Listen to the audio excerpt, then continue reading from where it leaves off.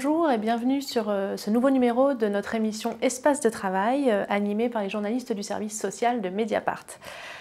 Alors après les mois provoqués par l'émission Cache Investigation qui avait mis à jour les dérives de la gestion du personnel par commande vocale, je ne sais pas si vous vous en souvenez, on a pensé à Mediapart qu'il n'était pas illégitime de se demander si ce genre de pratique, ce genre de gestion du personnel et de management et de gestion de la productivité était devenu la norme, notamment dans le domaine de la distribution et dans le domaine du low cost.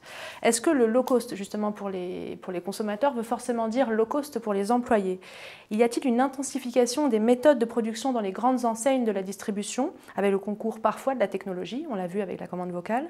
Est-ce que les hommes et les femmes y sont soumis avec la même intensité et quelles sont les conséquences pour leur santé? Donc voilà, plein de questions pour y répondre deux invités que je suis ravie de recevoir. Élodie Caït, bonjour. Bonjour. Vous êtes préparatrice de commandes chez Amazon sur le site de Chalon-sur-Saône et déléguée syndicale CGT. Et Cyrine Garde, vous êtes une jeune chercheuse qui préparait une thèse sur les conditions de travail dans le low cost. Vous êtes par ailleurs chargée de cours à l'université Paris-Dauphine. Une première question à la fois pour l'employé d'Amazon et la chercheuse en sciences sociales. Comment avez-vous réagi au visionnage de l'émission de Cache Investigation, donc sur la souffrance au travail chez Lidl, en voyant ces salariés, donc, que je rappelle dirigés par commande vocale, donc avec un casque sur les oreilles, aller de palette en palette avec quelqu'un, une voix un peu robotisée qui leur dit tu prends ça, tu amènes ça là, à tel rythme, etc. Est-ce que ça vous a étonné, Élodie Caït? Alors moi, par rapport à ce que je vois à Amazon, ça ne m'a pas étonnée. Après, je n'ai pas des commandes vocales. Moi, c'est mon scan qui m'indique ce que je dois faire à longueur de journée. Donc du coup, ça ne m'a pas choqué que ce système-là se répande un peu partout dans les entreprises. Le scan, c'est la manette qui vous permet de scanner les articles. C'est ça. Et qui nous dit les secondes qu'on a pour aller piquer les articles, pour les mettre en rayon, voilà.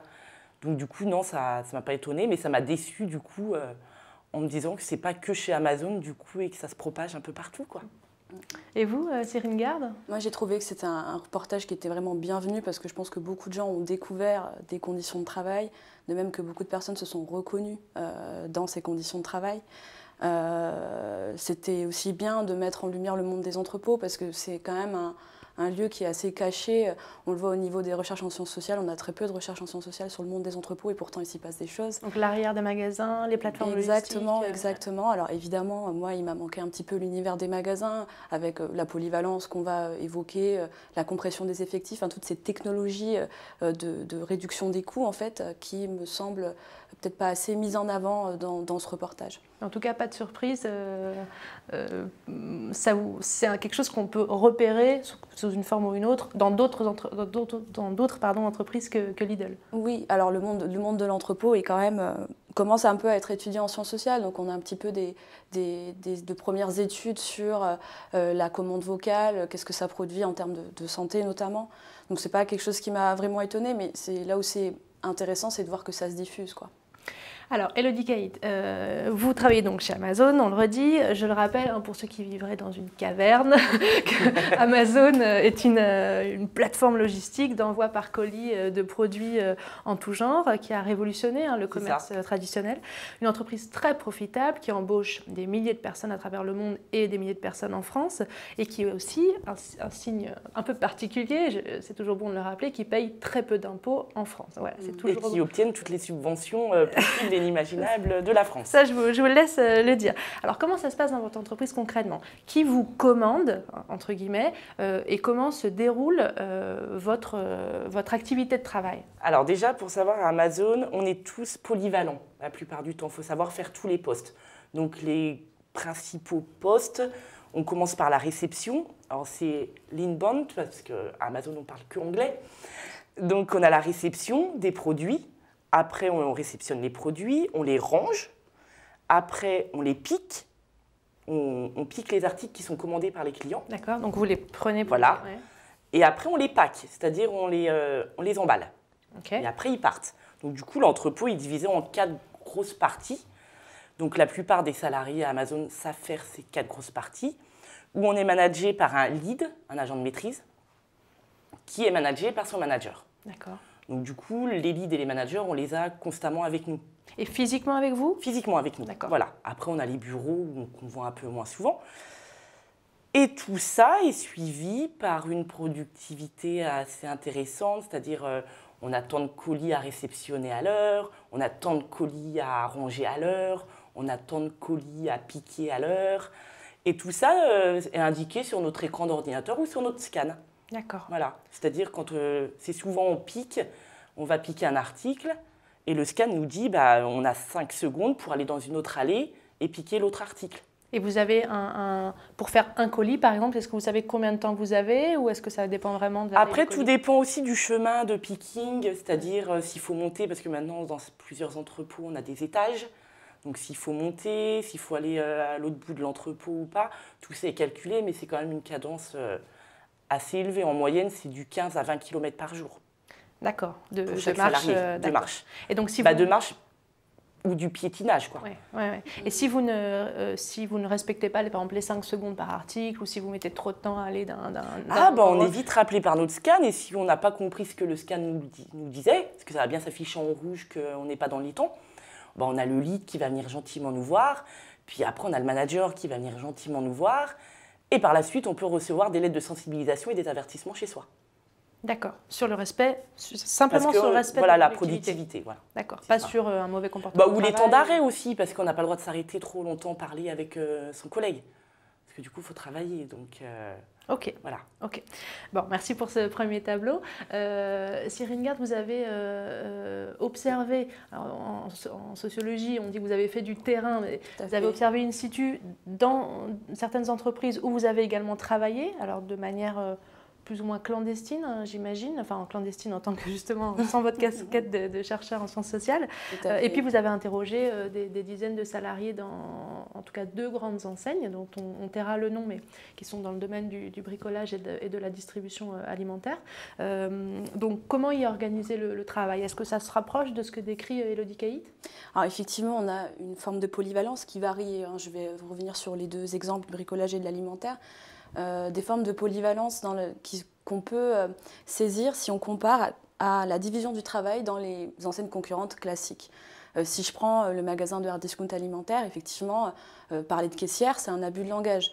D'ailleurs, elle s'appelle caissière employée libre-service officiellement, donc ça veut dire qu'elles encaissent, qu'elles mettent en rayon, qu'elles nettoient la surface de vente, qu'elles réceptionnent la marchandise et qu'elles renseignent évidemment les clients quand il y a des questions. Donc on switch comme ça d'une activité à une autre. Alors comment ça se passe concrètement? Quand on prend son poste, on écope d'un numéro pour la caisse, numéro 1, numéro 2, etc. Quand on a le numéro 1, on va en caisse. Et quand il commence à y avoir un certain nombre de personnes à la queue, la caissière numéro 1 appelle l'employé numéro 2 qui interrompt les activités de manutention, parce qu'évidemment pendant ce temps ils font la manutention, et qui prend les achats des clients et ainsi de suite jusqu'à ce que les clients n'affluent plus. Donc on est vraiment dans une polyvalence qui est contrainte, qui est subie.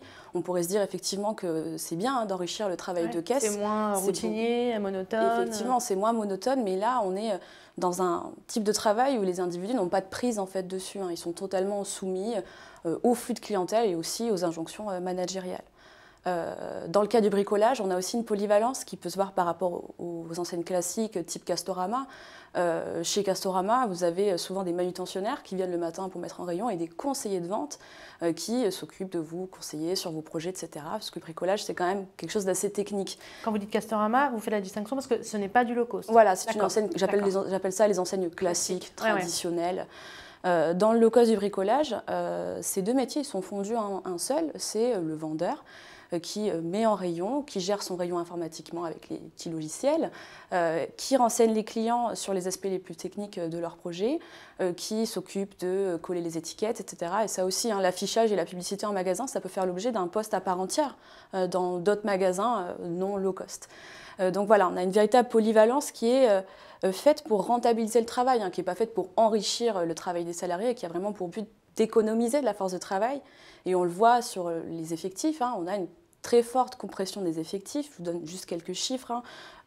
Pour 500 mètres carrés de surface de vente dans l'alimentaire, on trouve 6 salariés dans le hard discount et 11 pour un supermarché classique. Double, ça varie du simple au double. Est-ce que vous avez, ma question est un peu brutale, mais c'est pas non plus, ça paraît même un peu évident, le low cost, quand moi je commande un colis sur Amazon, ou que je vais dans un magasin de bricolage low cost, le faible coût que je vais payer, vous allez le payer aussi?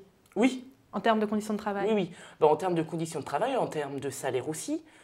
Parce que la plupart des salariés, même pratiquement tous, en enlevant les bureaux, on fait tous les postes. On est tous de matin ou d'après-midi, ou de nuit, ou de week-end. Et ça, on n'a pas de rémunération pour des primes de poste, des choses comme ça, on n'a pas. On a notre salaire de base. On a réussi à obtenir le 13e mois il y a quelques années au NAO, mais sinon, rien n'est fait pour motiver le salarié, en fait. Rien ne récompense le fait que vous allez travailler? Si, on a le AFUN. Le AFUN Amazon. Le AFUN Amazon, c'est que on va avoir une pause et puis on va avoir des bonbons. C'est-à-dire pour Noël, là, on a eu une pause et on a eu des clémentines et des papillotes.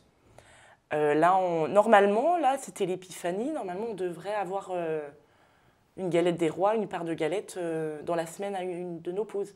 Mais c'est ce qu'on leur dit. Ils dépensent des milliers d'euros dans ça. Donnez-les en salaire, quoi. Les gens, avoir une papillote à la pause... ça ne les intéresse pas forcément. Ça ne remplace pas. Ça, quoi. Ouais, voilà. D'accord.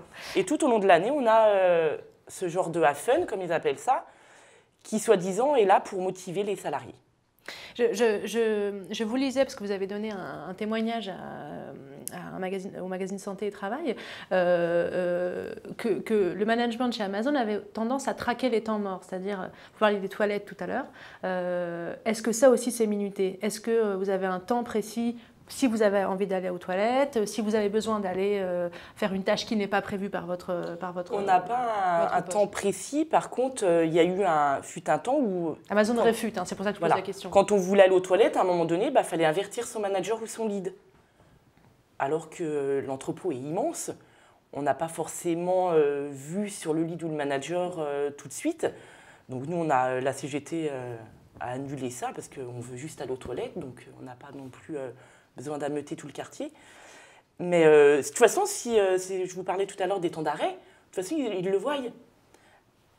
Temps pour temps, ils voient ce qu'on fait, où on est dans l'entrepôt, dans quelle allée, dans quelle cellule, qu'est-ce qu'on fait, tout ça. Et s'ils voient qu'on est une partie à rien faire, où le scan n'a pas fonctionné, tout ça, ils vont venir vous voir. Donc si vous avez mis 3 minutes pour aller aux toilettes, ils ne vont pas venir vous voir parce que là, ça va. Mais si vous avez mis 5, 6, 7 minutes, là, on va venir vous voir dans la journée, en vous disant, Élodie, à 15h03 jusqu'à 15h15, qu'est-ce que tu as fait? Est-ce que cette gestion du temps et donc du salaire, puisque le temps c'est de l'argent, est-ce que c'est quelque chose aussi que vous avez constaté? Je crois que le low cost, cette gestion serrée du temps.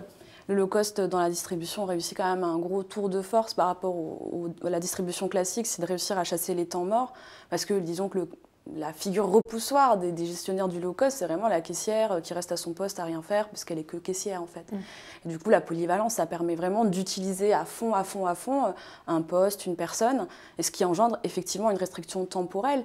Quand on passe d'une activité à une autre sans cesse, on a beaucoup de mal à prendre une pause, on a beaucoup de mal à s'arrêter. On a des salariés qui disent « Ah non, mais là, je suis chaud, je ne m'arrête pas parce que sinon, je vais perdre en productivité, en fait. » Donc, c'est vrai qu'on retrouve effectivement cette chasse au temps mort, rentabilisée par une politique de bas salaire, parce qu'on parlait du salaire vous parliez du salaire tout à l'heure, mais dans le low cost aussi, on est sur des SMIC, on est sur des temps partiels. Dans le hard discount alimentaire, en particulier dans les magasins où c'est 100% de temps partiel, presque 100% de temps partiel, puisque la hiérarchie n'est pas à temps partiel. Donc il y a quand même l'exploitation de formes particulières de l'emploi, de bas salaire, couplées à cette organisation du travail. Alors la question qui vient forcément, c'est celle des conséquences pour le salarié. Quels sont les problèmes que ça pose en termes de préservation de la santé mentale et physique chez Amazon par exemple? Est-ce que c'est un sujet? Les blessures, les mal de dos, les tendinites, les troubles musculo-squelettiques, éventuellement les burn-out quand on en a un peu assez de se voir commander par son scan. Voilà, comment ça se traduit? Eh ben nous on a de la chance chez Amazon parce que aussi bien physique que mental on est concernés. C'est-à-dire, là, il y a peu de temps, d'ailleurs, il y a quelques semaines, Amazon a été pris en partie par la CARSAT, a été condamnée la CARSAT, donc, qui est la caisse de, pour les risques psychosociaux. Et on a énormément d'inaptitudes, donc licenciement pour inaptitude, donc du coup on renouvelle. Donc licenciement pour inaptitude, pour les gens qui nous regardent, ça veut dire que les gens sont considérés sont plus aptes à travailler chez Amazon. Aucun poste de l'entreprise. Voilà, c'est ça, parce que comme je vous disais tout à l'heure, déjà c'est de la polyvalence, donc il faut pouvoir faire tous les postes. Après, on se baisse beaucoup, on lève beaucoup nos épaules, tout ça, et au fur et à mesure des années, le corps ne suit plus. Donc du coup, c'est soit on commence par des restrictions. C'est-à-dire on fait la faire moins de choses. La médecine du travail va diagnostiquer qu'il ne faut pas faire tel et tel poste, ou il ne faut pas lever les épaules à plus de tant de degrés, tout ça. Donc du coup, là, ça commence à être des restrictions. Donc du coup, Amazon n'aime pas beaucoup ça, parce que du coup, on n'est plus polyvalent. Donc on ne peut plus aller du rangement au pack comme ça en 5 minutes, parce qu'on a besoin de monde.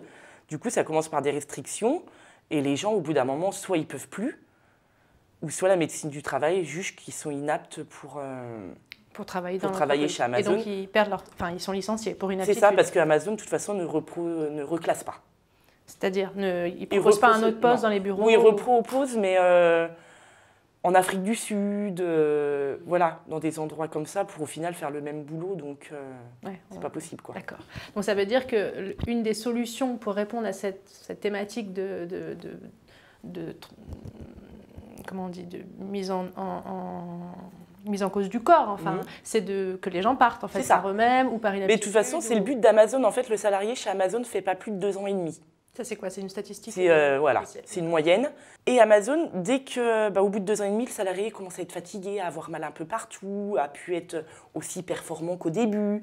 Donc du coup, ils veulent de la chair fraîche régulièrement. Donc tous les 2 ans et demi, ils sont contents parce que les gens partent, ils reviennent. Et vous disiez tout à l'heure, avant l'émission, qu'on vous proposait aussi régulièrement de l'argent pour partir. C'est ça. Si vous voulez partir, on vous donne une prime. Donc c'est une manière de gérer le turnover. C'est ça. D'accord. Cyrine Garde, dans les enseignes que vous connaissez, et plus globalement dans le low cost, est-ce que la question du soin qu'on porte au corps ou pas est un sujet plus que dans des enseignes classiques? Alors, c'est difficile à dire parce que je n'ai pas mené la même enquête dans les enseignes classiques que dans les enseignes low cost. Maintenant, il y a quand même un certain nombre de pathologies que je retrouve assez régulièrement à mesure que je fais mes terrains. Effectivement, des pathologies plutôt physiques. On a des tendinites à répétition. On a un risque d'écrasement par les engins de levage parce que, particulièrement dans le low cost du bricolage, on fait de la manutention d'objets très très lourds, de palettes entières. Donc, on a des engins de levage, j'imagine comme chez vous. Et il y a des risques d'écrasement des membres, on peut se faire écraser la main par un paquet de carrelage par exemple, c'est arrivé, c'est pour ça que j'en parle. Et puis il y a aussi les problèmes de dos, en particulier les doubles hernies discales. Alors moi sur un des magasins que j'ai étudié, c'est un problème qui arrivait à 2 personnes, et 2 personnes de tous âges. C'est pas que des cinquantenaires, ça arrive aussi à des petits jeunes qui ont peut-être un petit peu trop donné et qui d'un coup voient leur dos bloqué. Et la double hernie discale, c'est pratiquement une paralysie et ça se soigne pas en fait. C'est parfois 1 an d'arrêt de travail, c'est très très très très long. On a aussi des pathologies mentales, je ne sais pas, mais la façon dont le travail est organisé, effectivement, génère énormément de stress parce que vous mettez en rayon, en même temps vous renseignez des clients, en même temps vous faites attention à la fiche, voir si elle est déchirée, il faut la remplacer. Vous êtes en train de traiter énormément d'informations en même temps et il y a des montées de stress, des bouffées de stress, j'ai envie de dire, qui surviennent comme ça et c'est très surprenant, mais les salariés en parlent beaucoup, ils disent voilà, là je peux plus, il faut vraiment que j'aille boire un coup, je tremble de stress, quoi. Et la direction ou les directions gèrent ça comment? Par l'évacuation des corps plus faibles ou elle essaye quand même d'avoir une politique de gestion de ces risques professionnels? Je pense que comme partout, il y a les fameuses formations gestes et postures qui indiquent aux salariés comment est-ce qu'il doit porter son carton. Après, quand vous travaillez dans l'urgence, votre souci, c'est pas votre corps, en fait, c'est de faire le travail dans les temps qui vous sont impartis. J'ai envie de vous dire, moi, dans les entreprises que j'ai vues, vous partez en arrêt, on vous remplace, on prend un intérimaire, on attend de voir si vous allez revenir un jour, et puis sinon, tant pis. Alors, une autre question, c'est celle du management intermédiaire. Vous parliez tout à l'heure du lead, du manager de lead. Alors, peut-être, j'imagine que ces gens-là portent moins, donc ils ne sont pas confrontés aux mêmes soucis. Comment ils gèrent le fait de devoir répercuter auprès des salariés ces consignes en termes de productivité, cette intensification du travail, ces objectifs que doivent remplir chacun et chacune? Est-ce que c'est pour eux aussi une forme de souffrance au travail? Je pense que c'est une sorte de souffrance. D'ailleurs, on a énormément de turnover sur les managers. D'accord, aussi. On a énormément d'entrées de managers qui sortent d'école, donc qui ont une petite vingtaine d'années. Et du coup, ils sont tout nouveaux. Donc voilà, je pense qu'on les briefe entre guillemets à la façon Amazon.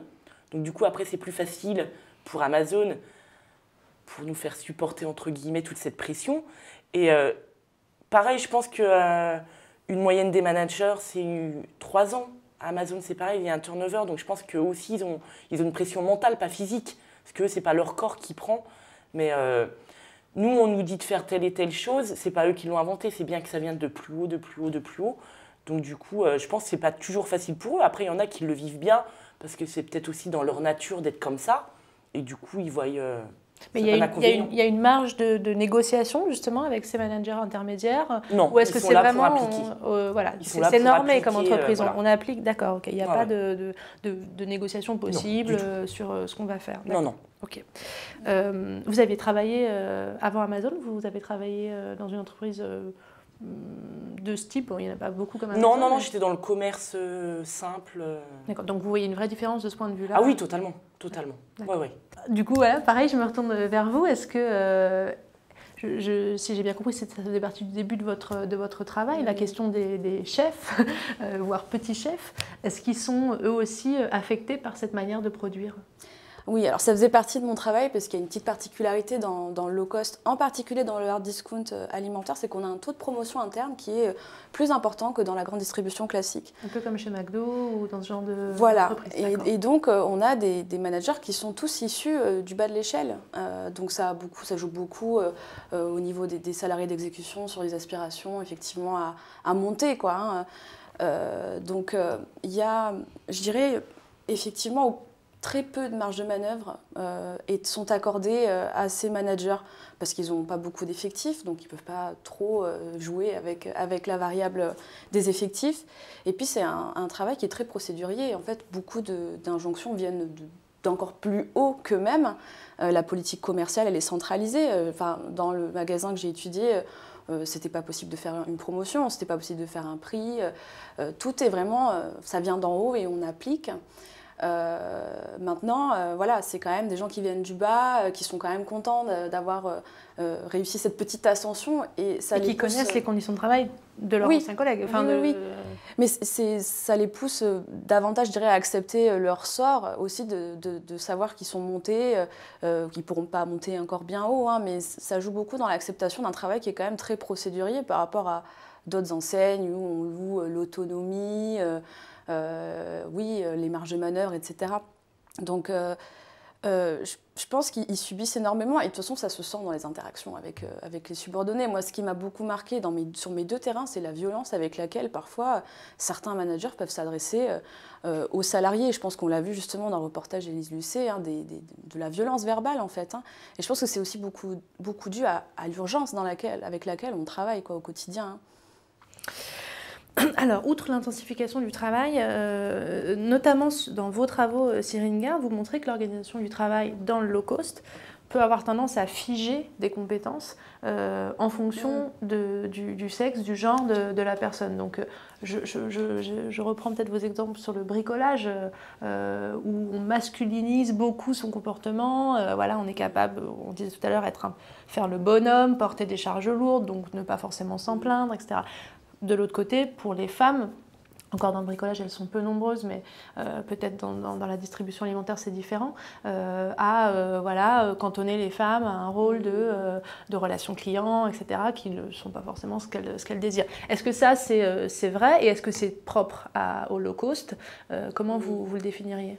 Alors oui et non. Alors, ce qui est propre au low cost du bricolage, c'est qu'on a quand même un taux de féminisation qui est inférieur à la moyenne dans l'enseigne que j'ai étudiée. On est sur 37% de femmes dans l'effectif, alors qu'en moyenne, dans tous les magasins de bricolage, on est à 45%. Bon, c'est pas une différence énorme, mais c'est quand même une différence qui mérite d'être soulignée et qui est sans doute due au fait que les managers recherchent des hommes, parce que les hommes sont supposément et par nature plus forts, plus disposés à manipuler des charges lourdes, etc. Et donc ça crée, je pense, une espèce de projection. Enfin, les managers projettent davantage un homme dans le poste plutôt qu'une femme. Moi, ce que j'aime à dire quand même, c'est que c'est vraiment l'organisation du travail qui contribue à reproduire les inégalités de genre, parce qu'on a vraiment des métiers, un même métier, vendeur, va être décliné de façon sexuée en fait, hein, mais c'est alimenté par les cadres qui vont attendre d'un vendeur, un homme, qu'il endosse tout le temps les charges. On parle quand même de charges assez importantes, hein, des meubles qui pèsent 50 kg, des sacs de ciment, etc., qui pèsent jusqu'à 20 kg.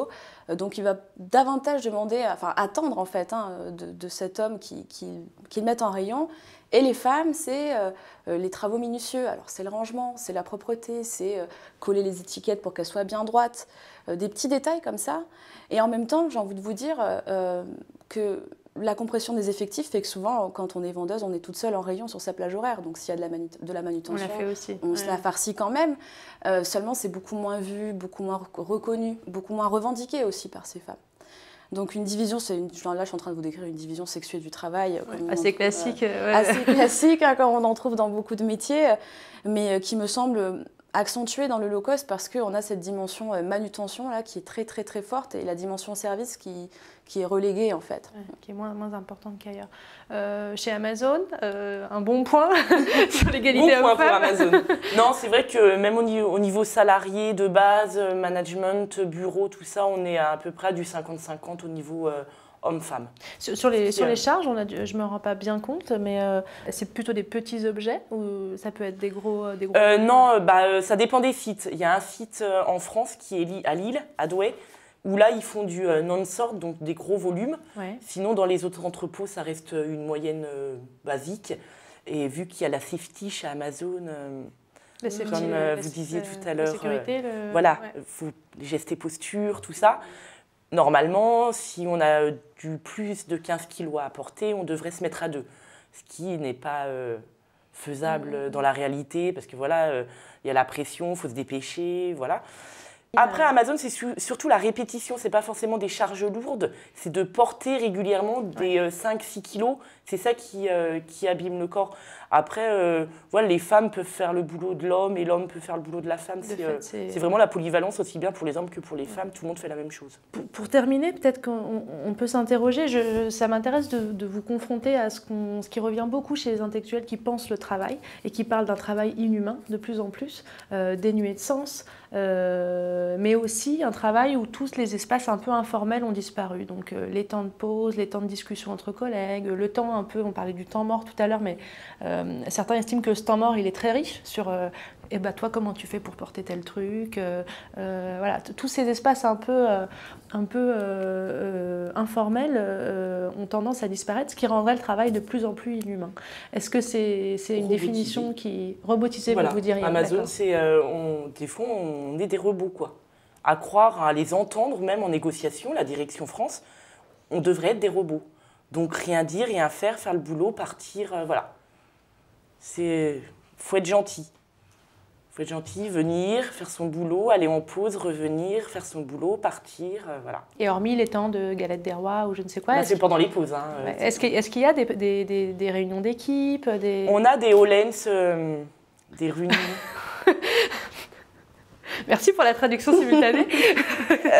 On a des réunions tous les trimestres avec le directeur de chaque site et les salariés, donc pas par poste, hein, ceux du matin, ceux de l'après-midi, parce que sinon ça ferait trop de monde.